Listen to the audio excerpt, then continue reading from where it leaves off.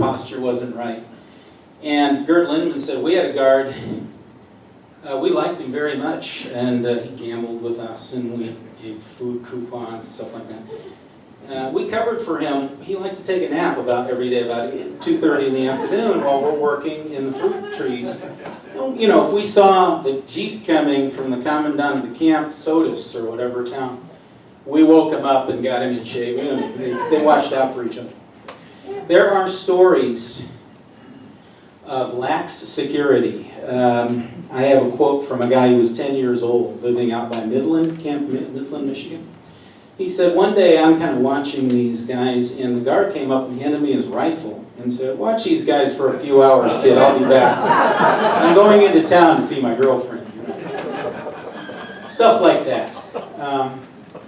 I think my favorite story about guards and prisoners, Gerd Lindemann, again, Camp Allegan, was telling the story. He said, our guard liked to take a nap. You know, every day it's nice warm fall sunshine, and he'd be under a tree about 2:30. One day we Germans decided to play a little joke on him. So as he's napping, a couple of us snuck up, my guys, and took his rifle, slipped it out from him. And we took it apart and we hid it in the bushes all over the place. And he said, then we took little pebbles and hit his helmet, you know, 2 or 3 times. He woke up, oh no, oh, I'm in trouble. Oh.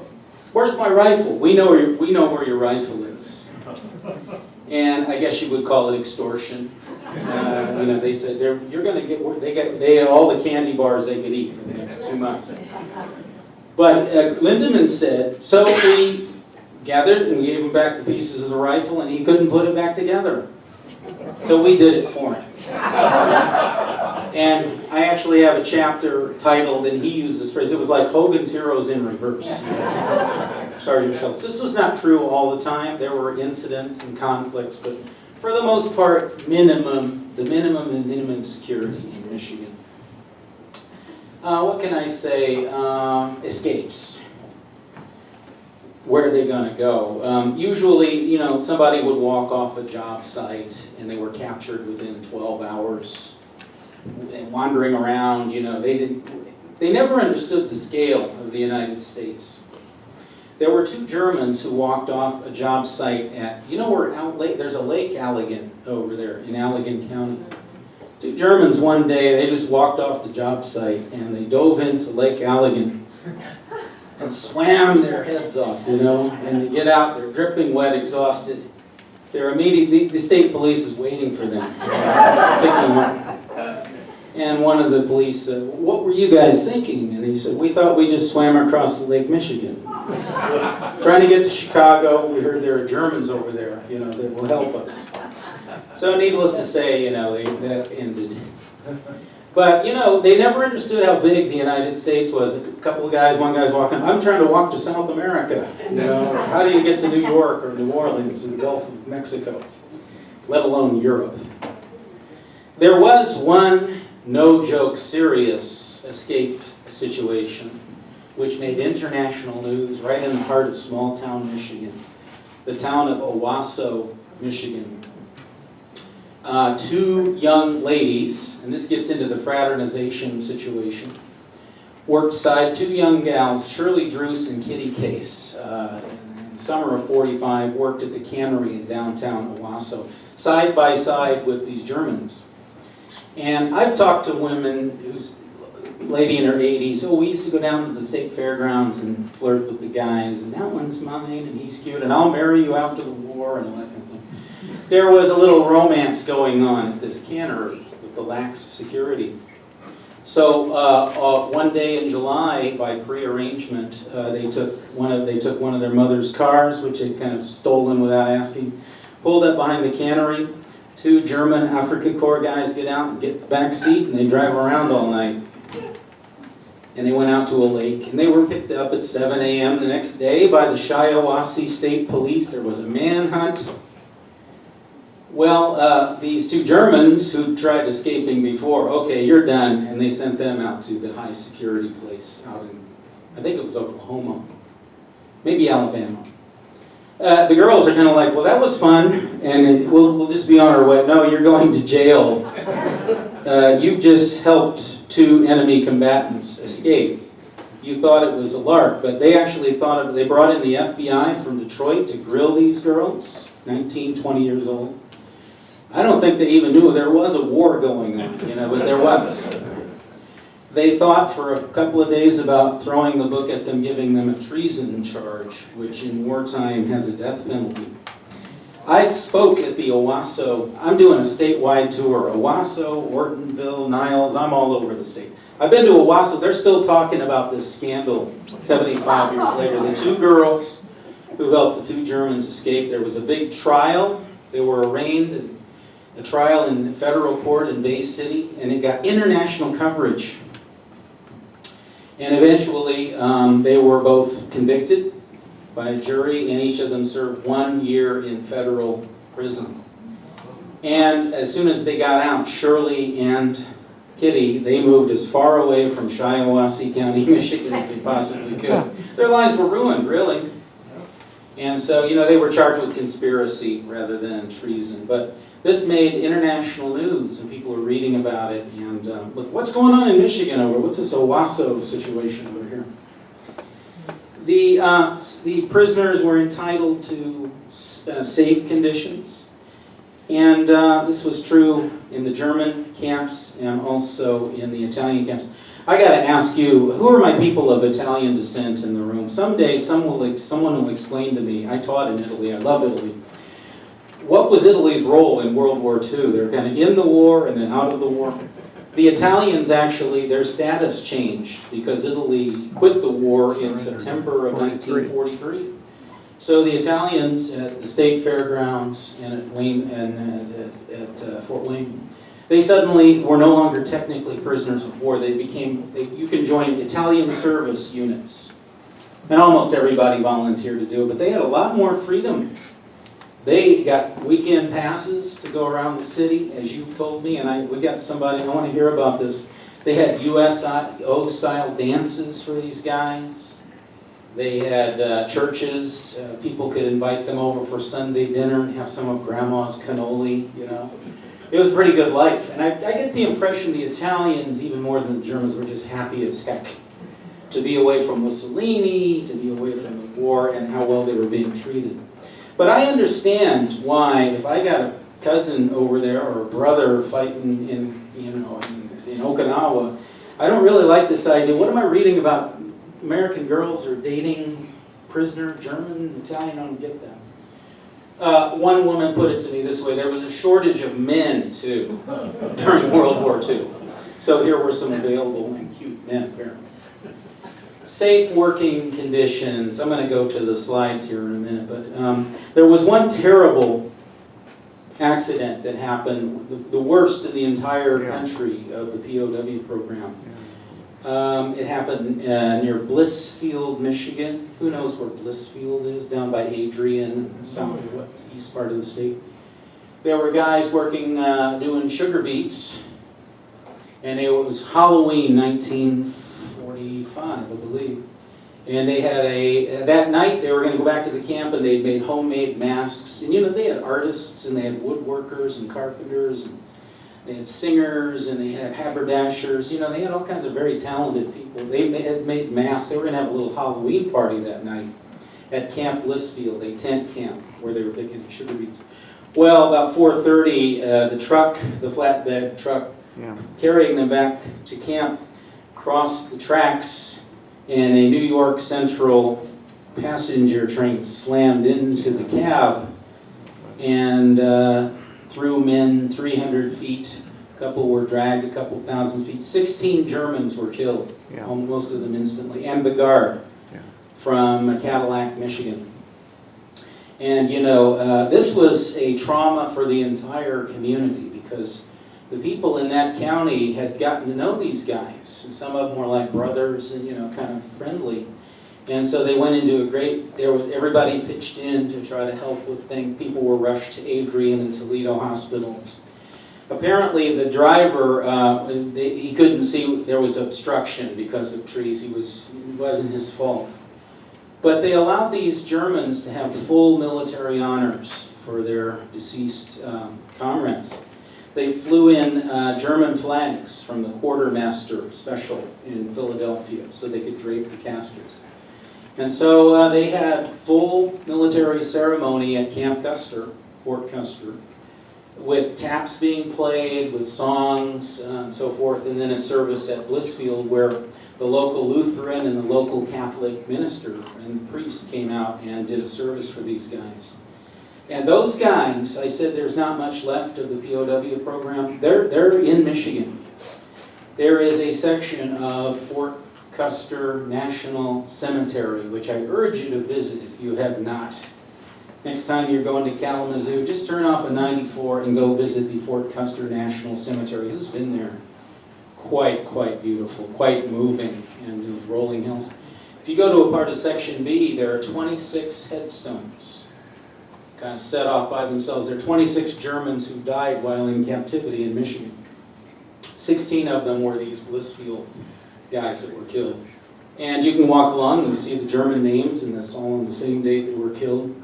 And something that's quite beautiful, I think, beginning in, I think, 1953, through the German consulate here in Detroit, veterans groups from the U.S. and from Germany started to have a ceremony for these guys.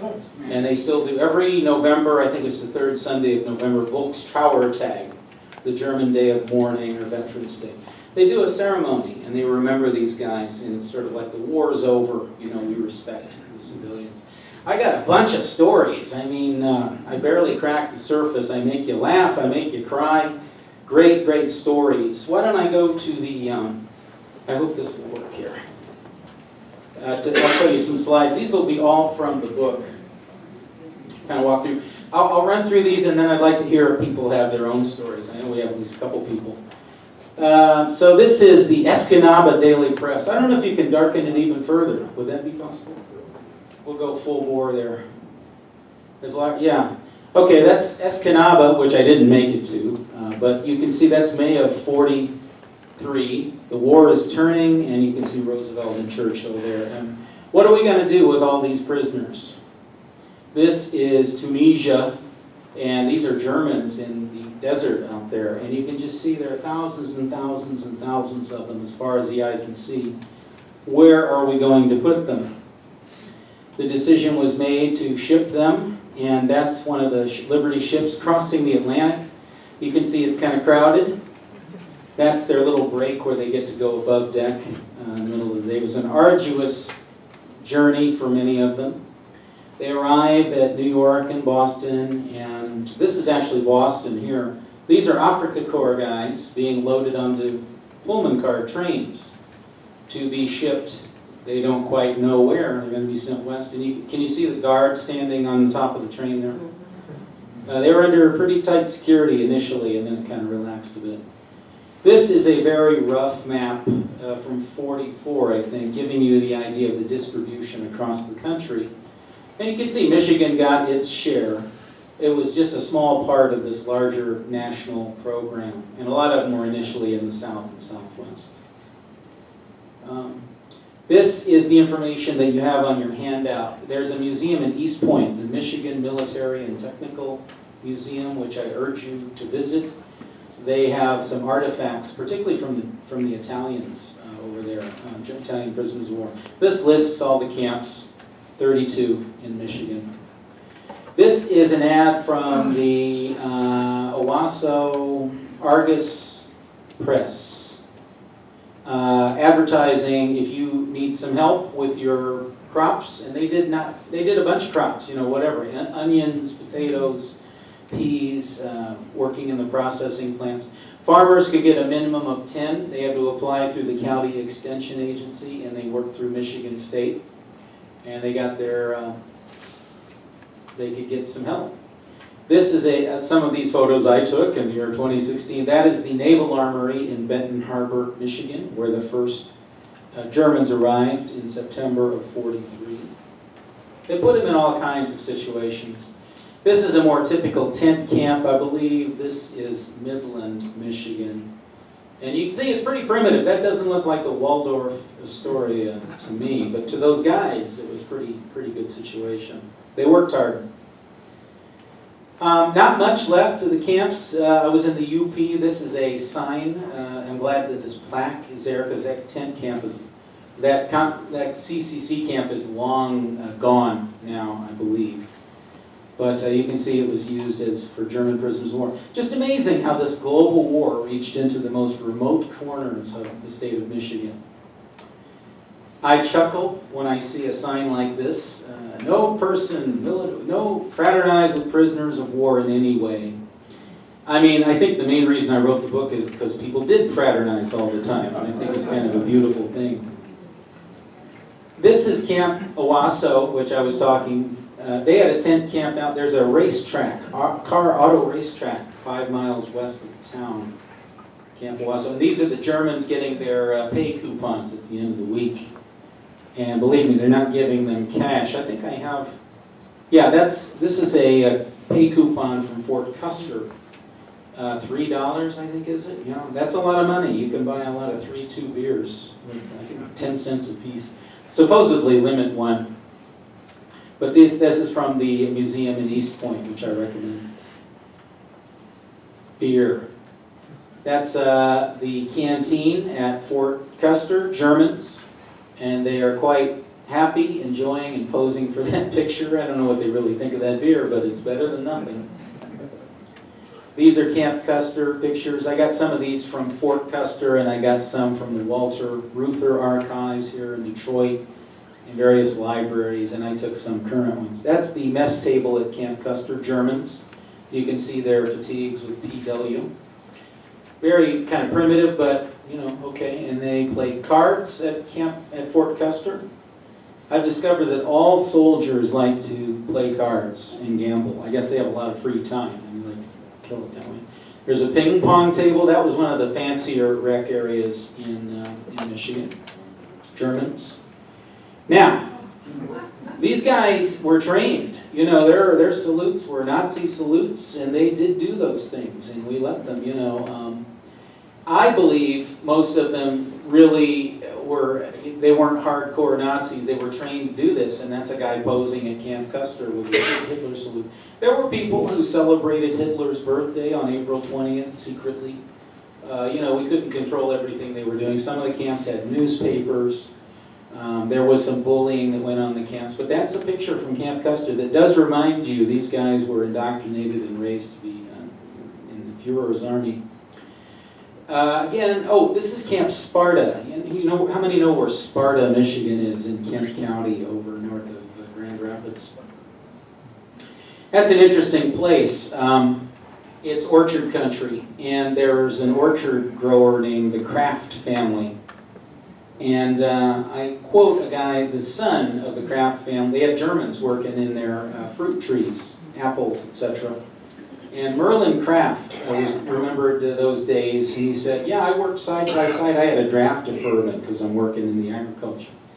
Merlin Kraft remembered, I worked side by side with the Germans, and I got to know one of them real well. This is the guys that worked in Sparta for the orchards, and they worked hard. Merlin Kraft remembered one guy in particular. He was kind of the leader of these Sparta Germans, and his name was Roland Detschel, and here he is with his apples. He was the leader because he could speak English. And I have a great quote from Merlin Kraft. He said, we'd be out there and we talked about politics, and we talked about, whoa, Rommel, we love him, and you know, he's a nice guy and educated. He said, this guy, Roland Detschel, used to tell me, we'd be out there and he'd say, you know, after Germany wins the war, I'm going to come back and I'll ask for your farm and you can work for me. And Merlin said, I never knew if he was joking or not. Here we go. This is again from the museum in East Point. This is the ISU, Italian Service Unit patch. That's an actual patch, which I'm glad somebody has preserved. These are Italians this is at Fort Wayne, where most of them were. And believe me, they had their bocce ball courts set up, and they were living pretty good. These are pictures from Fort Wayne. That's a haberdasher, you know, people very skilled with clothing. They're kind of posing for these pictures, obviously. This is the butchers at the mess at Fort Wayne, Italians. And let's see, they're playing pool with their patches. These are all posed. Now, for all of you of Italian descent, I apologize for the next picture. It's very stereotyped and posed, you know, like every stereotype about the happy-go-lucky Italians. Here we go, that's the barber shop at Fort Wayne. Yeah, you play the violin and happy-go-lucky. And although I have to say, some of the Italians, when they were talking to the American girls, you know, they played on that reputation that, you know, we're lovers, we're not fighters. I'll marry you after the war, and some of them actually did. But that's a bit of a stereotyped picture. This is from that museum in East Point. Actually, there were very good artists sometimes in the camps. This is some guy's girlfriend. He had a photograph. And a couple of the guys, I can't believe this little pencil sketch survives these many years later. That's a guy's girlfriend. I think her name was Renna. Yeah. Am I hearing crazy? Yes, okay. I urge you to go visit that. Wonderful. This is Camp Owasso. The guys playing soccer. You can see pretty primitive conditions out there by the racetrack. But that kept them sane, they said. They talked about it all week, and it was big when they played other camps. I had a very nice relationship with a woman in her 80s, Emily Foster, over in Berrien County. And she said, we had these 10 Germans 3 summers, and they were like big brothers. And that's them from her family photo at lunchtime with their younger sister. They love playing with young kids because some of them had children that they've never seen, you know. And I think she said they were like brothers. There was a guy who was an equestrian, I'm 12 years old girl, and he helped me learn my riding technique. There was a concert pianist who used to play little concerts for us on our upright piano at lunchtime. This is Emily today. She's ready to fight World War II again at 88 years old with the author. And she's got a very nice area with, over in Berrien County with orchards. Here is the Owasso situation. Again, this is the Argus Press, the Shiawassee County paper. Quartet captured after an all-night search. Believe me, the authorities were not amused. And there was a big trial, which made international news, lasted for a week, and then they were found guilty and sentenced to a year each. This is Kitty and Shirley. You know, they're kids, aren't they? And they made a foolish mistake. Yeah. And they are still talking about that hotly in the town of Owasso. I've been there and I've heard it. There's another good story from Owasso. This is the kind of thing that happened. This is from that same paper a couple months later. The Germans are working at the cannery and they're kind of outside and they see a house on fire, and they, without talking to the guards, they just climbed up the fences and ran toward the house. And I'm glad the guards didn't shoot. And they went into the house and saved this woman who was just there with her 10th child, just from the hospital. She was sleeping. They saved, you know, this was some good press for these local Germans in Owasso. This is somebody over at Custer gave me this little drawing that was done by a camp artist. I can't believe it still survives. This was Emily Foster's family. You can see the pickup truck. They were heading back home, back to camp after their work for the day, and that's her father kind of standing in the middle. This is a drawing of something that happened. The guys are riding in the back of the flatbed truck, and they heard this thump on the front bumper, and so they pulled over, and everybody got out and looked at the road there, and it's a dead chicken. And I don't read, you know, that evening, one of the Germans drew this little cartoon, and somebody saved it. And it's very cute. And at the bottom, I don't read German, but I'm told it says, another way of hunting. This is the tragedy in Litchfield, and it made international news. Quite sad. You know, these things happen. The other 10 who died of isolated accidents or natural causes. This is the Fort Custer funeral services for they're allowed to bury their comrades with full honors and the flags. And this is out at Custer National Cemetery. And there's the plaque there where the Volkstrauertag is celebrated. Your German and American friends. That's a nice finish there. This is the program, I think, from the 82 service out at Camp Custer for the German, the 26 who were buried there. And this is a photograph I took. Those are the headstones. I took this picture in the summer of 2016. And it's very interesting. And you see German names. And Rolf Arnold was one of them. Soldat, German soldier. I think he was, well, how old do you figure this guy is? Here's a snapshot of Rolf Arnold. I mean, maybe I don't know that he shaves. Probably 20 years old. This is the train station in downtown Sidnaw, Michigan, where I went. By the way, the Germans arrived up there to work in the trees, you know, which is dangerous in itself. They arrived up there in February. Can you imagine? And they got off the train. They came from the desert, and they got out and said, hey, we like this. This is like home. We didn't like the desert. This is much more like Germany. And they worked very hard. But that shows you how isolated the place is. I found the guard tower.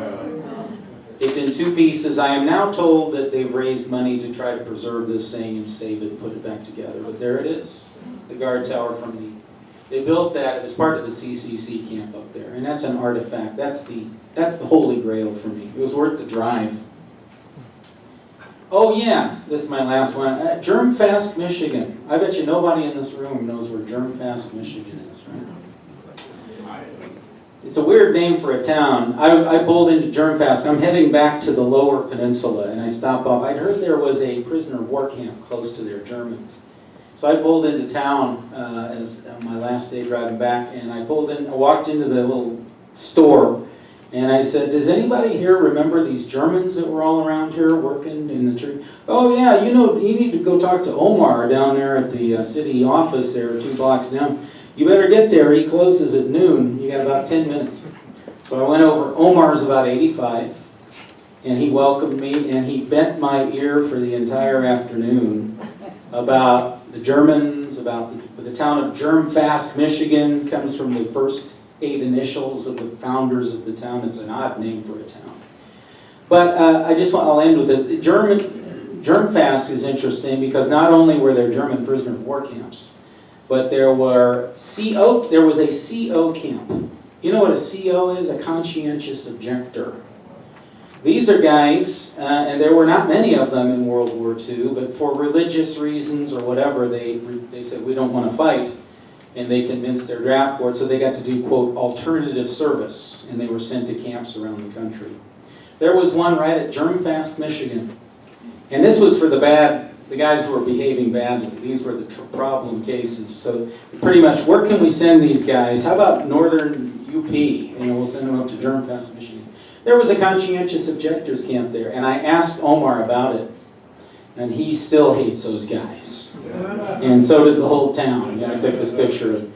He said, I had a brother, I was in grammar school, and they called me out of class, and they said, my brother had just been killed, you know, in the Pacific. And these guys are loafing, they're not working, we didn't like them. None of us liked these guys. And by the way, he said, the Germans never understood, what is this alternative service? I don't think I want to fight. He said, don't they just shoot them? You know, what a great country.